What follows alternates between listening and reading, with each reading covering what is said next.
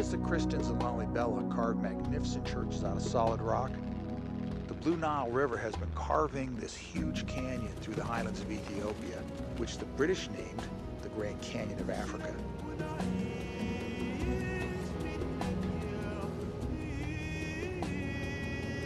The Scout helps, but it's deceptive.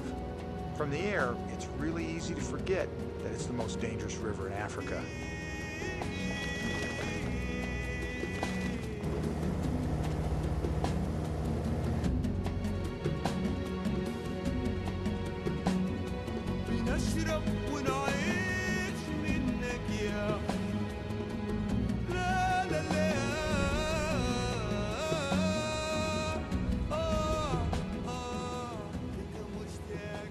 The aerial scout confirmed that the high water had finally peaked. It was time to start the expedition.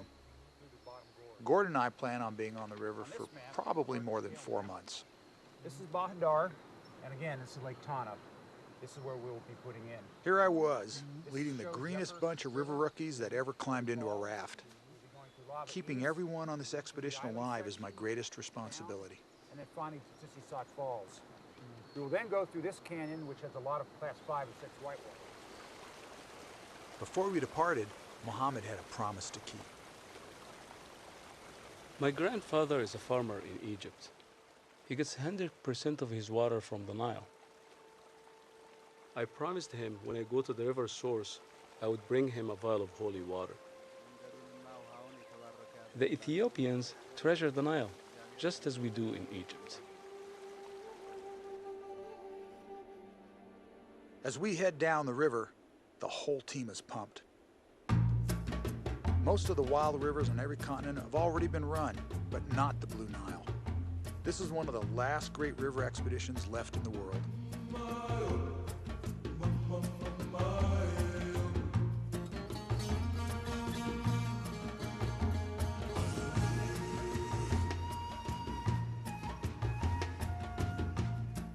No one has ever succeeded in running this entire river from source to sea.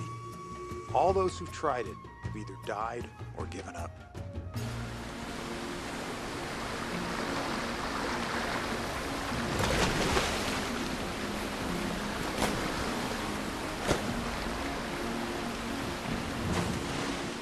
As a geologist, these lava flows have a certain fascination for me.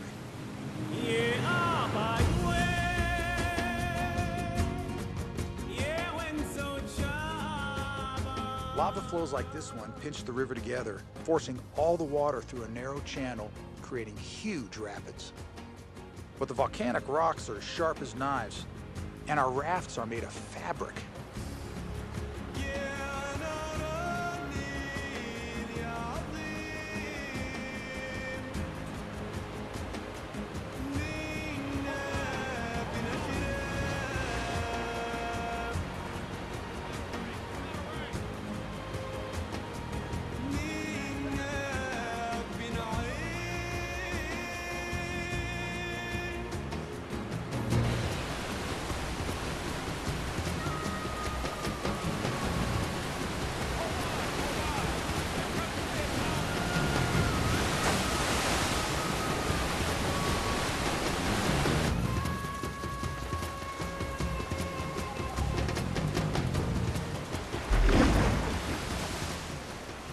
This was Muhammad's very first swim in the Nile. I kept a close eye on him. There's a fine line between an exciting rapid and a deadly one. The rafts are really heavy, so when the river gets too deadly to run, we send one raft through empty, and then we portage the rest of the gear.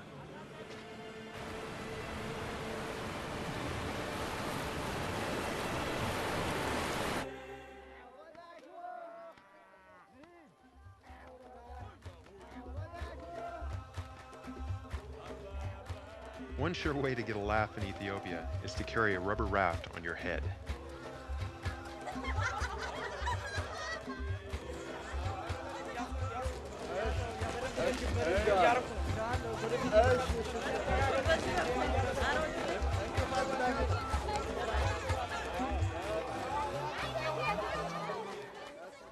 The Ethiopian highlands were once carpeted in thick forest. But just in the past 30 years, the Amhara tribe have cut down 90% of the trees to make charcoal for cooking fuel. This has changed the entire watershed. The Blue Nile carries lots of volcanic minerals that used to nourish my grandfather's fields in Egypt. I test for the salinity because the rising salt content of the Nile is destroying our farmland.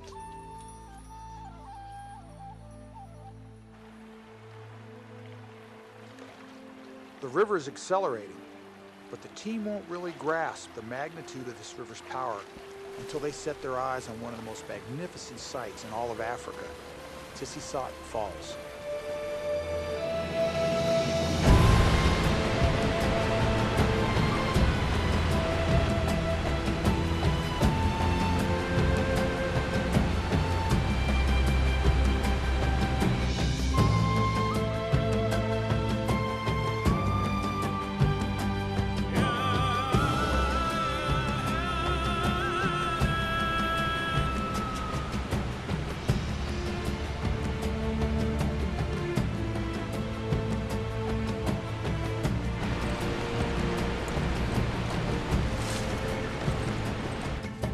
Gordon's a bit of a cowboy.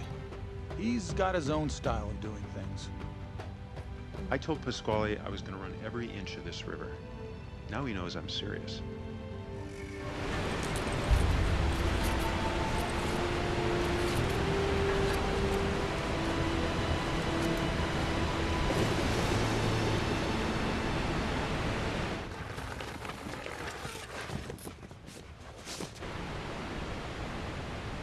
Now it's time to see how Mohammed holds up under pressure. He's never been on a rope before. Don't worry, okay? Good.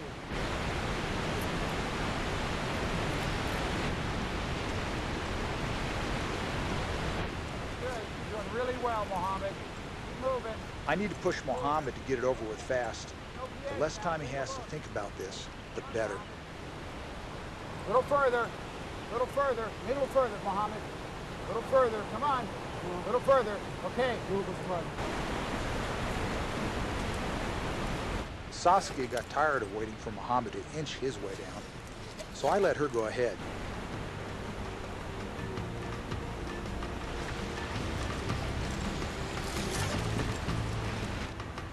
This isn't really fair. When I signed up for this trip, Pasquale asked me if I could swim. He never asked me if I could fly. Mohammed didn't score a lot of style points, but he showed me some courage. I think our city boy is starting to toughen up.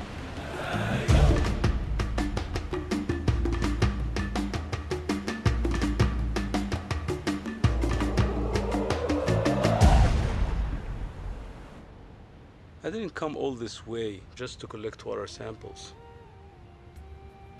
I'm mainly here to experience the river, to gain some insights about it. But I'm also here to learn about myself. And I'm so surprised at what I can do.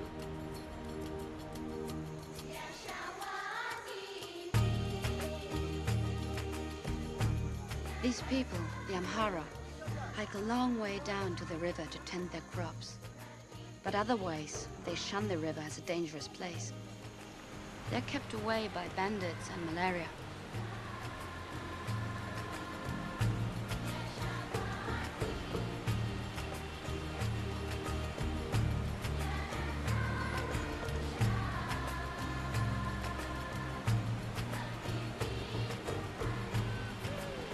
The most gung-ho team member is Michel Lullier from Chile.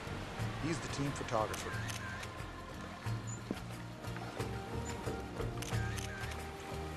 I love Ethiopia. I admire the gentle dignity of the people. They enjoy what they have. I just hope my photos can capture their spirit.